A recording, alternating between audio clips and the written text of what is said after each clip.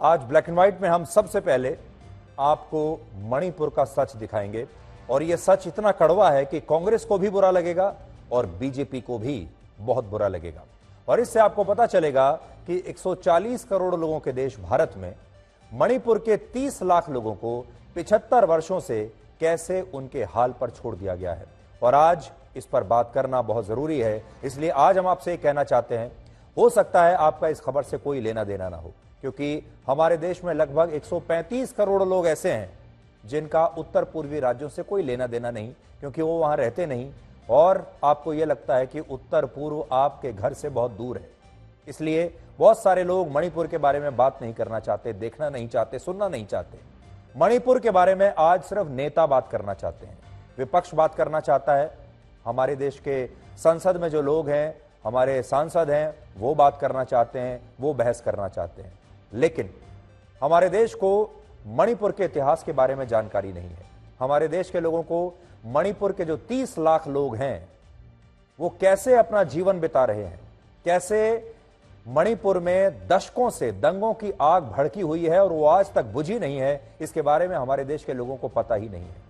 हमारे देश में नेता टीवी पर आकर जो भी कह देते हैं लोग उसे सच मान लेते हैं। लेकिन आज हम नेताओं की बात पर नहीं जाएंगे, आज हम आपको कड़वा सच दिखाएंगे, आज हम आपको आंकड़े दिखाएंगे और आज हम आपको यह बताएंगे कि मणिपुर के इन 30 लाख लोगों से आखिर ऐसी क्या गलती हुई है कि पूरे देश ने उन्हें अकेला छोड़ दिया। ऐसा उन्होंने क्या किया है कि देश के लोगों को उनकी कोई चिंता ही नहीं, सरकारों को उनकी कोई चिंता नहीं। और ऐसा इस छोटे से राज्य में जिसमें सिर्फ 30 लाख लोग रहते हैं, 30 लाख की आबादी समझ लीजिए नोएडा के बराबर है, जहां से मैं इस वक्त आपको ये खबर बता रहा हूं। और इस 30 लाख के राज्य को कोई भी सरकार आज तक दंगा मुक्त नहीं कर पाई। क्यों, क्या कारण है, ये आज पूरे देश को जानना चाहिए। इसलिए अपने जीवन में से आधा घंटा आज आप निकालिए, मैं आपसे सिर्फ आपके जीवन का आधा घंटा मांग रहा हूं और इस आधे घंटे में आप मणिपुर के बारे में सब कुछ जान जाएंगे। लेकिन इस वक्त की बड़ी खबर यह है कि मणिपुर के मुद्दे पर विपक्षी दल लोकसभा में सरकार के खिलाफ जो अविश्वास प्रस्ताव लेकर आए थे, उस प्रस्ताव पर चर्चा कराने की तारीख अब सोमवार को तय हो सकती है। और हमें ऐसा पता चला है कि यह तारीख हो सकती है 7 और 8 अगस्त। और जब इस अविश्वास प्रस्ताव पर चर्चा शुरू होगी तब प्रधानमंत्री नरेंद्र मोदी खुद लोकसभा में मौजूद हो सकते हैं और वो इस चर्चा के अंत में इस मुद्दे पर अपना भाषण भी देंगे, संसद को संबोधित करेंगे, देश को भी संबोधित करेंगे। इस समय भारत की संसद मणिपुर के नाम से लगातार गूंज रही है। नेता सिर्फ मणिपुर पर बयान देना चाहते हैं, टीवी डिबेट सिर्फ मणिपुर पर हो रही है। और अब इंडिया नाम वाले विपक्षी दलों ने कल सुबह अपना एक प्रतिनिधिमंडल मणिपुर भेजने का फैसला किया है, जो राज्य के मौजूदा हालात की समीक्षा करेगा। आजकल सबको मणिपुर के बारे में बात करने का एक तरीके से आप समझ लीजिए कि हर आदमी इसके बारे में बात करना चाहता है, लेकिन बिना मणिपुर के बारे में जाने।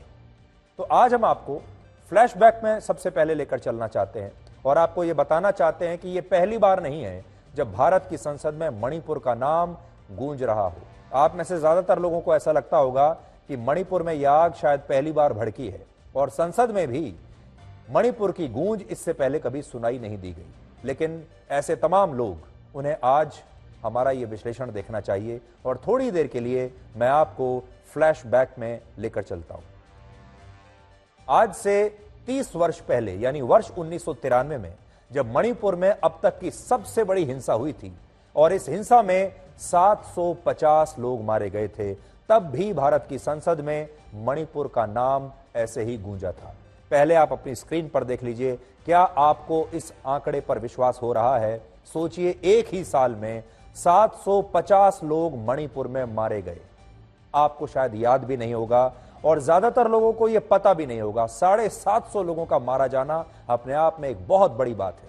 आपको पता इसलिए नहीं चला क्योंकि 1993 में हमारे देश में इंटरनेट नहीं था, 24 घंटे के चैनल नहीं थे, हमारा जो मीडिया था वो इस तरह आपके जीवन पर असर नहीं डालता था। 24 घंटे पल पल की खबर सोशल मीडिया के जरिए आपको मिलती नहीं थी। और उस समय की जो सरकारें थीं, हो सकता है उन्होंने आप तक इसके बारे में पूरी जानकारी पहुंचने ही ना दी हो। तो उस समय 750 लोग मारे गए और तब भी यह मामला संसद में गूंजा। बस फर्क इतना है कि उस समय देश में कांग्रेस पार्टी की सरकार थी, प्रधानमंत्री थे पीवी नरसिम्हा राव, और बीजेपी तत्कालीन प्रधानमंत्री पीवी नरसिम्हा राव से मणिपुर के दंगों पर बयान देने की मांग कर रही थी। यानी आज की जो तस्वीर है उसे आप उल्टा कर लीजिए। आज बीजेपी की सरकार है, कांग्रेस मांग कर रही है कि इस पर चर्चा होनी चाहिए। आज बीजेपी की सरकार है और कांग्रेस पार्टी मणिपुर हिंसा पर राजनीति कर रही है, क्योंकि कांग्रेस विपक्ष में है। उस जमाने में तस्वीर उल्टी थी, तब बीजेपी विपक्ष में थी और कांग्रेस सत्ता में थी। तो पहली बात तो आप ये देख लीजिए कि इस समय का जो चक्र है, इसमें विपक्ष कभी सत्ता में आ जाता है, सत्ता वाले विपक्ष में आ जाते हैं। लेकिन मणिपुर में जो तब हो रहा था, आज भी हो रहा है। मणिपुर के लोगों के लिए कुछ नहीं बदला। सरकारें बदल गई, नेता बदल गए, प्रधानमंत्री बदल गए, लेकिन मणिपुर के लोगों के लिए कुछ नहीं बदला। हमारे देश में लगभग 135 करोड़ लोग ऐसे हैं जिनका भारत के उत्तर पूर्वी राज्यों से कोई लेना देना नहीं है, क्योंकि ये 135 करोड़ लोग वहां रहते नहीं हैं, वहां जाते नहीं हैं। उत्तर पूर्व उनके घरों से बहुत दूर है। लेकिन आज हम पूरे देश को उत्तर पूर्वी राज्यों में रहने वाले लगभग 5 करोड़ लोगों से जोड़ना चाहते हैं और बताना चाहते हैं कि मणिपुर में दंगों की आग को हमारे देश के नेता अपने हाथ सेकने के लिए इस्तेमाल कर रहे हैं। और आज हम आपको यह भी बताएंगे कि मणिपुर में दंगों की यह आग कितनी पुरानी है और यह आज तक बुझ क्यों नहीं पाई। लेकिन उससे पहले आपको कुछ आंकड़े दिखाना चाहते हैं, जिससे आपको पता चलेगा कि मणिपुर में अलग अलग समुदायों और जनजातियों के बीच हिंसक घटनाओं का इतिहास आज का नहीं है, बल्कि दशकों पुराना है। अब ध्यान से सुनिएगा। वर्ष 1993 के मणिपुर दंगों में 750 लोग मारे गए थे और ये दंगे कुकी और नागा समुदाय के बीच थे। मई 1993 में ही मणिपुर में 2 और समुदायों के बीच हिंसा हुई, जिसमें 100 लोग अलग से मारे गए, और यह हिंसा मैतेई और पंगाल समुदाय के बीच हुई थी। तो पहले तो यह समझ लीजिए कि मणिपुर की जो जनसंख्या है वो अलग अलग समुदायों में बटी हुई है। नागा हैं, मैतेई हैं, पंगाल हैं, कुकी हैं, और इन सब समुदायों में आपस में हमेशा से संघर्ष होता रहा है, हमेशा से लड़ाई चलती रही है। इन आपस में इन समुदायों की कभी बनी नहीं, और इनके बीच जब भी संघर्ष होता था, उसी की वजह से मणिपुर में दंगे होते आए हैं और अब भी हो रहे हैं। वर्ष 1997 और 1998 की मणिपुर हिंसा में 352 लोग मारे गए थे और उस समय इस हिंसा में 13,000 लोग बेघर हो गए थे। ये सारे आंकड़े आप देख लीजिए। 1993 में 750 लोग मारे गए, फिर 100 लोग मारे गए, 97-98 में 352 लोग मारे गए, 13,000 लोग बेघर हो गए और 4,500 मकान जलाए गए। वर्ष 1995 के मणिपुर दंगों में कुकी और तमिल भाषी लोगों के बीच हिंसक संघर्ष हुआ था, उसमें भी 9 लोग मारे गए।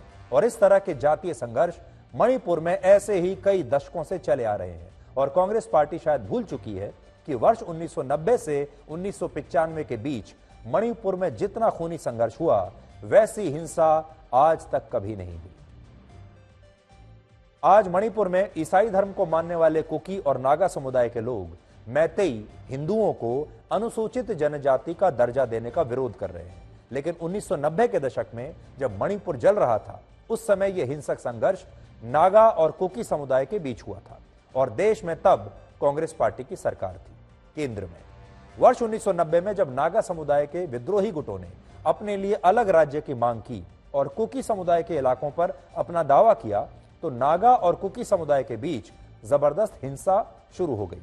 इन दोनों समुदायों के बीच तब वर्ष 1990 से 1995 के बीच बहुत संघर्ष हुआ और 93 की हिंसा में मणिपुर में 750 लोग मारे गए।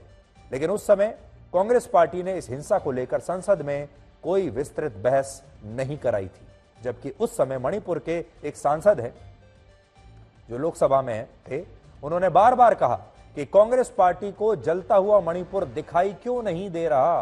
वो बार बार ये कहते रहे। आज मेरे पास इस समय लोकसभा की कार्रवाई से जुड़ी एक दस्तावेज है जो 22 अप्रैल 1993 का दस्तावेज है।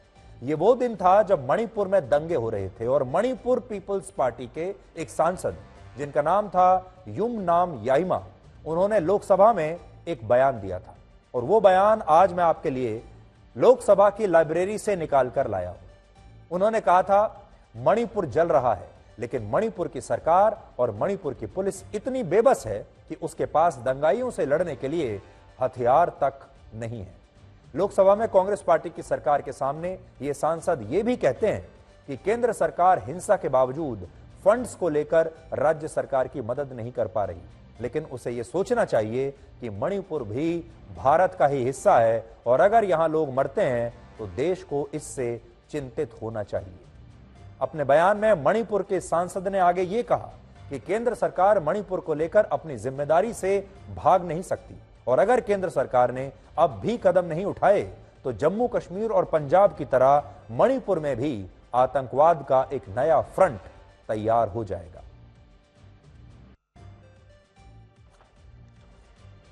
आज मैं आपको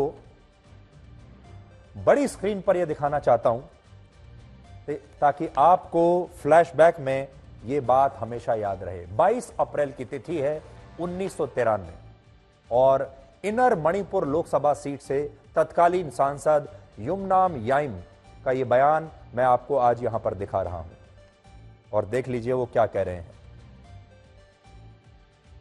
The state government is helpless. Why? It has no funds. The state government cannot even afford to purchase weapons for the security persons to fight insurgents. और फिर वो आगे कहते हैं कि जो इंसर्जेंट्स हैं उनके पास बहुत सोफिस्टिकेटेड वेपन्स हैं, उनके पास बहुत लेटेस्ट मॉडर्न वेपन्स हैं, हथियार हैं और हमारे राज्य के पुलिस के पास, सिक्योरिटी एजेंसीज के पास अच्छे हथियार तक नहीं है। थोड़ा सा मैं आपको और पढ़कर बताता हूं। देखिए, the insurgents are using sophisticated weapons whereas our policeman are using only rifles. They are helpless. So in this situation our government is requesting the union government to provide more funds at least for the security purposes।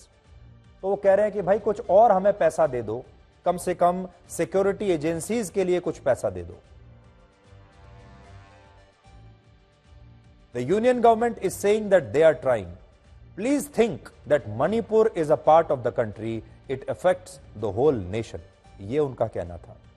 You cannot run away from the responsibility of looking after this state। Now we are having terrorism in Punjab and Jammu and Kashmir। If you do not take remedial measures in time, Manipur will be another front। ये उस समय मणिपुर के एक सांसद ने कहा था। लोकसभा में मणिपुर दंगों को लेकर यह जानकारी 22 अप्रैल को दी गई थी और तब तक राज्य की इस हिंसा में मरने वालों का आंकड़ा 50 से भी कम था, लेकिन उस समय की कांग्रेस सरकार ने कोई ठोस कदम नहीं उठाया और बाद में मौतों की यह संख्या जानते हैं कहां तक पहुंची? ये पहुंची 750 तक। विडंबना यह है कि जिस कांग्रेस पार्टी की सरकार में 750 मौतों पर भी तत्कालीन प्रधानमंत्री पीवी नरसिम्हा राव ने कोई बयान जारी नहीं किया था, वही कांग्रेस पार्टी आज मौजूदा हिंसा में मारे गए 150 लोगों की मौतों पर यह कह रही है कि प्रधानमंत्री मोदी को संसद में इस पर बयान देना ही होगा और हम इस मांग के खिलाफ नहीं हैं। लेकिन यहां आपको बस यह बताना चाहते हैं, यह पता होना चाहिए आपको कि 1993 में क्या हुआ था। हम ये बिल्कुल नहीं कह रहे हैं प्रधानमंत्री को संसद में बयान देना चाहिए, वो शायद देंगे भी, इस पर बहस जरूर होनी चाहिए, संसद में भी होनी चाहिए, संसद के बाहर भी होनी चाहिए और देश के लोगों के बीच भी होनी चाहिए। इसीलिए इस बहस को हम आपके बीच लेकर आए हैं, लेकिन आपको पृष्ठभूमि पता होनी चाहिए।